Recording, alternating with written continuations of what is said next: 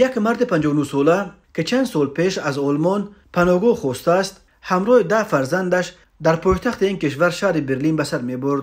همسر 45 ساله خود را در پیش چشم فرزندانش کشته است. فرزندان این خانواده از 1 تا 24 سال داشتند و 5 فرزند نابالغ همراه پدر و مادر و 5 فرزند دیگر الکی به بلوغت رسیدند و جدا زندگی می‌کردند. ولی همان شب نحس آنها نیز به خانه پدر و مادرشان در کوچه پارکشتراسه در نوع تمپل هوف شونبرگ شهر برلین مهمانی آمده بودند. بیخبر از اینکه با چشم خود شاهد به صورت فاجعه بار از دست پدر کشته شدن مادرشان خواهند شد. اسم مردی که همسرش را کشت و همچنین نام زن کشته شده نشر نشده است. سبب مناقشه خونین زن و شوهر که باعث در پیش چشم فرزندانشان کشته شدن زن شد معلوم نیست. این هم معلوم نیست که چرا 10 فرزند نتوانستند پیش روی این فاجعه خونین را بگیرند و مادر خود را از جهل پدر نجات دهند. بنا به گزارش رسانه‌های آلمانی از جمله پایگاه خبری برلین لایف و برلین کوریر، فاجعه در پارکشتراسه شب یکشنبه 30 میلیون سال 2024 رخ داده است. تقریبا ساعت 2 شب به پلیس از یک منزل واقع در کوچه پارکشتراسه زنگ زدند و کارمندان پلیس به جای حادثه رفته در داخل آن خانه جسد یک زن 45 ساله را با علامت‌های مرگ مجبوری پیدا کردند.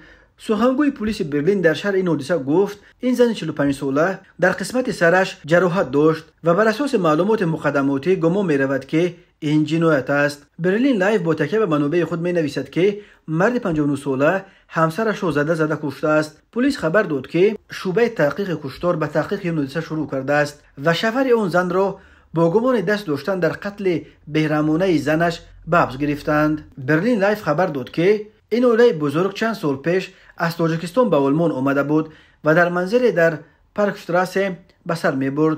5 فرزند به کمال رسیده این خانواده از پدر و مادر جدا زندگی می‌کنند، ولی 5 فرزند نابالغ آنها همچنان در همین منزل در کنار پدر و مادرشان به سر می‌بردند. ولی آن شب 30 ایون بنا به اطلاع برلین کوریر 5 فرزند کلانسال این عائله نیز در مهمانی در خانه پدر و مادرشان قرار داشتند.